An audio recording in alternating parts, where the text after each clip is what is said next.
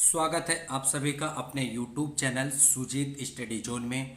तो आइए आज हम लोग एक चैप्टर जो अपने कॉम्पिटिटिव एग्ज़ाम में लगभग सभी कॉम्पिटिटिव एग्ज़ाम में आते हैं, तो अपना चैप्टर है औसत यानी एवरेज।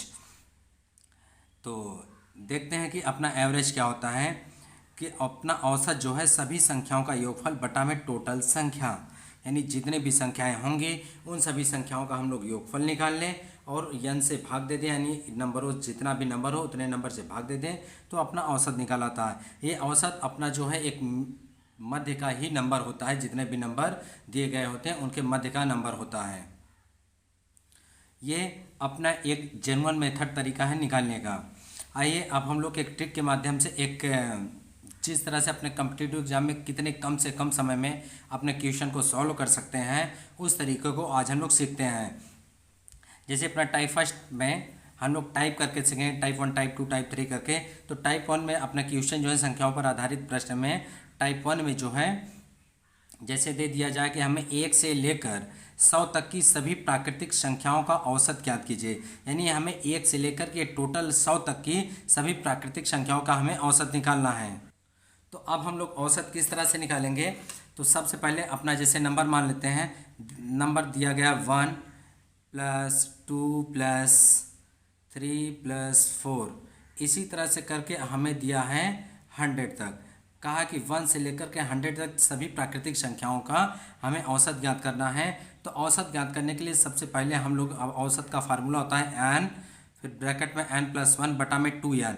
अब देखिए ये इस n से और ये n कैंसिल हो जाएगा। जब ये n से ये n कैंसिल हुआ न्यूमरेटर डिनोमिनेटर अंश और हर से, तो अपना बचेगा n+1 बटा में 2। अब अपना n यानी टोटल संख्या कितनी है, तो टोटल संख्या अपना 100 है। इसी में यदि हम लोग 1 ऐसे जोड़ दें फिर बटा 2 कर दें तो अपना कितना हो जाएगा 100 और +1 101 बटा में 2, तो कितना निकलेगा 2 पंजे 10, 0 बढ़ा फिर 2 पंजे 10। अब इसका औसत निकल के आ गया 50.5। अगर इससे भी कम समय में अगर हमें लगाना है तो अपने पास एक और शॉर्ट ट्रिक है। आइए उस शॉर्ट ट्रिक को देखते हैं। जैसे यदि दी गई सभी संख्याओं में अपना अंतर बराबर हो, यानी दी गई सभी संख्याओं में अपना जो अंतर हो क्या हो, बराबर हो, तो पहली संख्या और अंतिम संख्या के योगफल का आधा ही अपना औसत होता है। तो पहली संख्या और अंतिम संख्या को जोड़ देंगे, पहली संख्या और अंतिम संख्या को जोड़ करके हम लोग क्या कर देंगे, आधा कर देंगे, अपना वही औसत हो जाएगा। जैसे देख लें कि सभी में अंतर बराबर है कि नहीं, दो में से जैसे 1 में 1 जोड़ा तो 2 हुआ, 2 में 1 जोड़ेंगे 3 हुआ, इन दोनों के बीच में सब में 1 का अंतर है। तो 1 का अंतर है, यानी 1 जोड़ने पर 4 और 1 जोड़ने पर 5, इसी तरह से ऐसे करके दिया है। तो हमें ये इससे मालूम चल रहा है कि इसमें सभी में केवल और केवल 1 का अंतर है। तो जब 1 का अंतर है यानी सब में अंतर बराबर है, तो हम लोग क्या करेंगे, पहली संख्या अपनी कितनी है, पहली संख्या अपनी 1 है और अंतिम संख्या अपना 100 है। तो 1 और 100 का 101 हुआ, 101 का आधा जो है 50.5 हो जाएगा। ये अपना औसत निकल के आ गया। अब इसी तरह से हम लोग अगले क्वेश्चन को देखते हैं। अगले क्वेश्चन में कॉन्सेप्ट और क्लियर हो जाएगा। जैसे 2 अंकों की विषम संख्याओं का औसत क्या होगा। जैसे हमें 2 अंकों की विषम संख्याओं का यदि हमें औसत निकालना होगा तो क्या होगा, 2 अंकों की सबसे छोटी विषम संख्या 11 होती है, तो 11 से लेकर के और 2 अंकों की सबसे बड़ी विषम संख्या 99 होता है।